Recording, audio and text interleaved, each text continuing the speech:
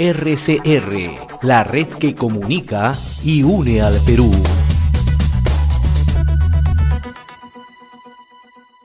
Vamos a trasladarnos hasta la región San Martín.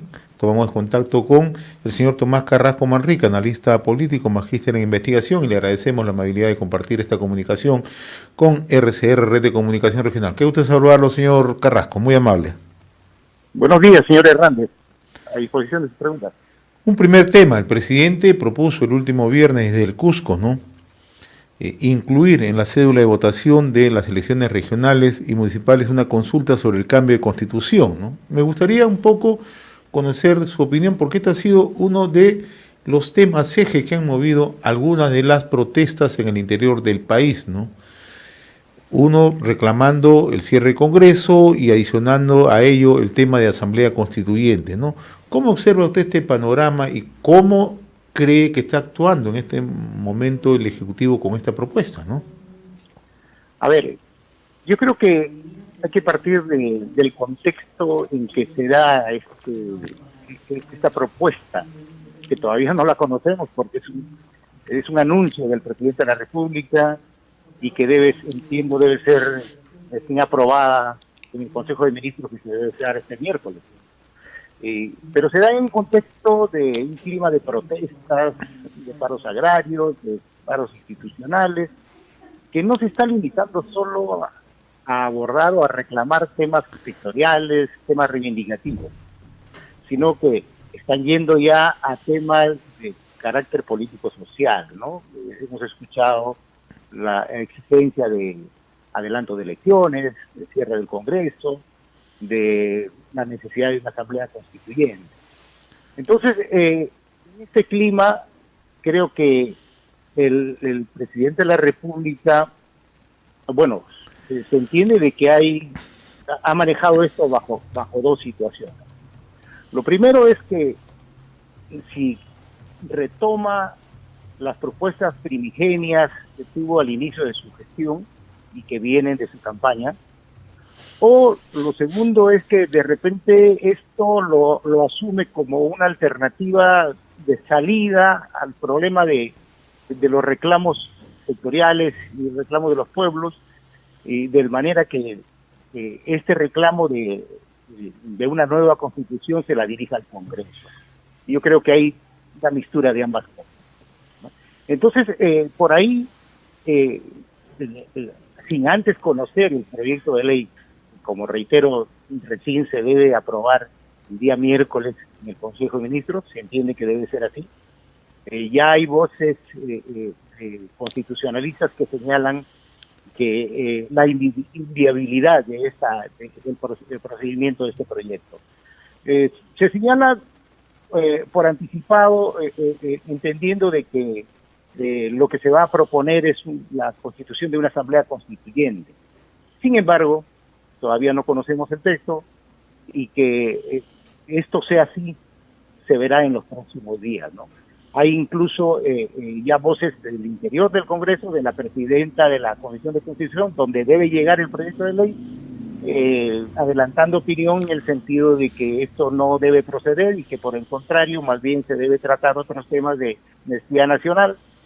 Hoy día la presidenta del Congreso de la República, María del Carmen Alba, ha ido más allá, incluso no solamente a rechazar la propuesta del presidente Castillo, sino que también ha señalado que esto podría merecer una acusación constitucional por infracción a la Carta Magna. Bueno, así están las cosas. Yo lo que creo es que tendríamos que esperar a ver qué contiene la propuesta que apruebe el Ejecutivo, y luego pues tener una opinión más certera al respecto. Hay un tema que usted ha mencionado con mucha precisión, señor Carrasco, ¿no? No conocemos la propuesta, no sabemos si esta se aprobó o por lo menos se deslizó o tuvieron conocimiento los ministros de Estado durante la última sesión de Consejo de Ministros, ¿no? Y si esto simplemente ha sido parte de la estrategia del propio presidente o de su entorno más cercano, ¿no? Pero lo que sí queda claro es que hay un ánimo de confrontación con el Congreso, ¿no? Porque nuevamente colisiona entre Ejecutivo y Congreso, ¿no?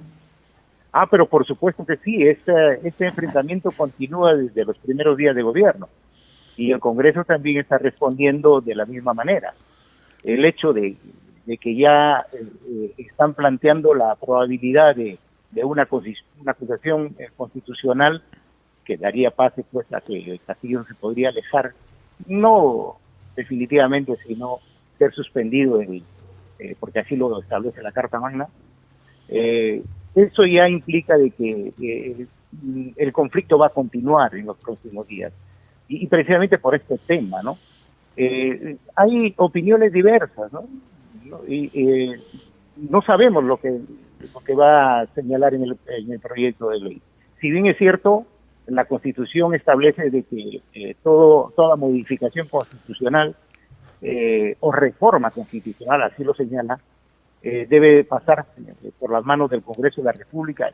Deben ser ellos quienes realicen este tipo de alternativas que para modificar bien sea artículos o parte de la Constitución, pero también es probable que este artículo 206 de la Constitución merezca una modificatoria. De repente, en la propuesta que hacen en el proyecto de ley está contenido eso. No lo sabemos, ¿no? Ahora, en cuanto a tiempos, porque también se ha dicho mucho entre ayer y hoy sobre el tema de los tiempos, ¿no? De que no se puede incluir una nueva disposición cuando ya las elecciones municipales y regionales han sido convocadas. Y eso hay que recordar el hecho de lo que sucedió en la época de Martín Vizcarra, en el 2018. Él lo anunció en el mensaje de Fiestas Patrias, en julio de 2018. En agosto lo presentó al Congreso. Y en diciembre ya se pudo ejecutar en la segunda vuelta de las elecciones. Así es que en los plazos, si hay voluntad política, se puede hacer. El tema está en saber qué realmente se va a proponer, si es directamente una asamblea constituyente, entonces ahí vendría el debate constitucional sobre ello, o si es que se va a proponer la modificatoria del artículo 206 para efecto de que la asamblea constituyente pueda venir como una consecuencia posterior. Ahora, otro hecho que se ha observado en los últimos días, señor Carrasco, y sustancialmente al interior del país, donde se han registrado movilizaciones, protestas, marchas, ¿no? Uno es que muchas organizaciones tienen una clara agenda de demandas, ¿no? En el sector agrario, identificado a través de Conveagro, tiene una agenda que está asignada en el tema de fertilizantes, las demandas incumplidas, ¿no? Están exigiendo el cumplimiento de los ofrecimientos de la segunda reforma agraria. Otros tienen el tema del costo de vida, ¿no? Pero ha surgido otra protesta que impulsa ya otra agenda, ¿no? Y que se considera que está impulsada por sectores ligados ya al gobierno, ¿no? Donde tienen, como usted bien lo puntualizaba, ¿no? El cierre del Congreso, adelanto de elecciones y ahora Asamblea Constituyente, ¿no? O sea, vamos a tener ese escenario, ¿no? Donde hay organizaciones que están planteando demandas que forman parte de su día a día y otras que tienen ya un contexto mucho más político, ¿no? Enfrentando también a una colectividad política entre sí. Es cierto. El contexto, el clima de protestas que sucede a nivel nacional, principalmente en la zona sur, ya no se limita a temas sectoriales, ya no se limita a temas reivindicativos. Están exigiendo temas de la política social.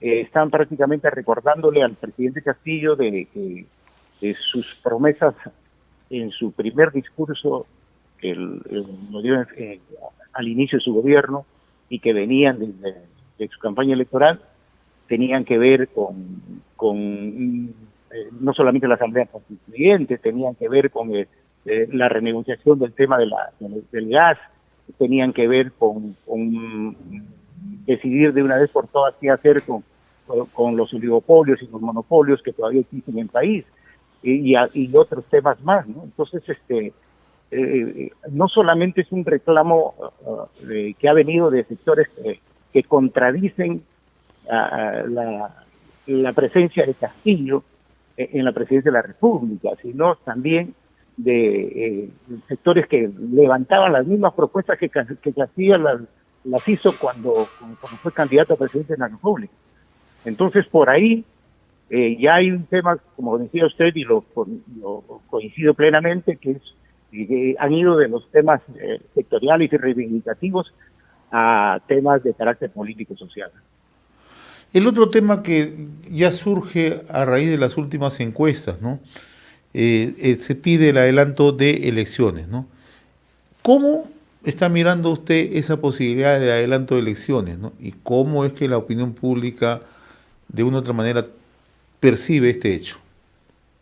A ver, yo creo que hay un sector de la población que apoyó a Pedro Castillo no solamente en las elecciones, sino en el inicio de su gobierno, y que se siente algo desencantada de las decisiones que viene tomando. Y también de sus decisiones, por supuesto.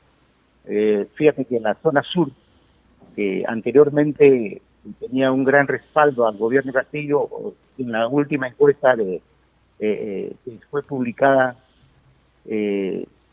la aprobación solamente llega al 39%, ¿no?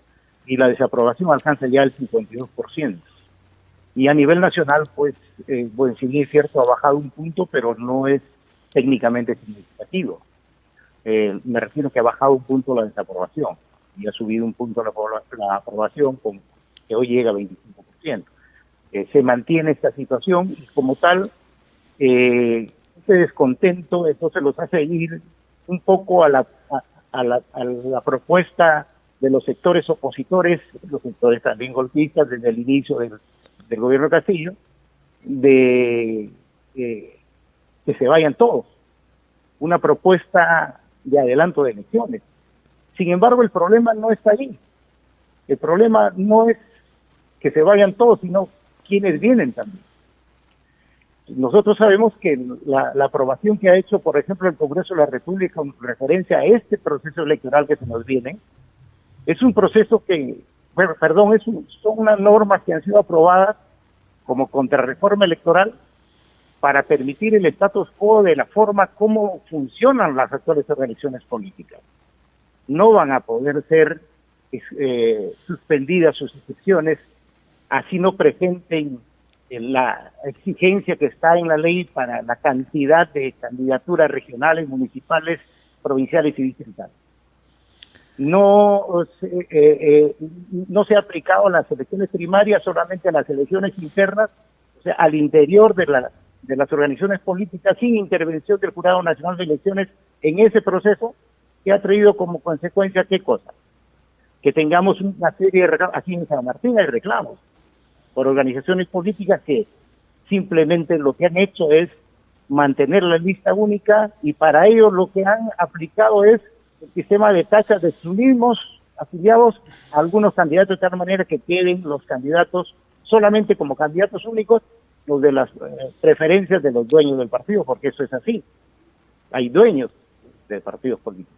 Entonces, la necesidad de tener mejor representatividad política en el país hoy es una exigencia. Ojalá que se amplíe ese debate de tal manera y que el Congreso de la República, pues, pedir reflexión. No sé si será viable, pero sí es cierto que para nuevos procesos electorales, para ya realmente lo han trastocado al extremo, para nuevos procesos electorales tengamos mejor representatividad, mejores organizaciones políticas, ya no clubes de amigos que cierran el local apenas terminan las elecciones, ya no partidos con dueños, sino aplique la verdadera democracia al interior de cada organización política. Muy bien, señor Tomás Carrasco Manrique, analista político, magíster en investigación. Yo le agradezco la gentileza que siempre tiene con RCR, Red de Comunicación Regional. Ha sido un gusto conversar con usted, como siempre. Muy amable. RCR, la red que comunica y une al Perú.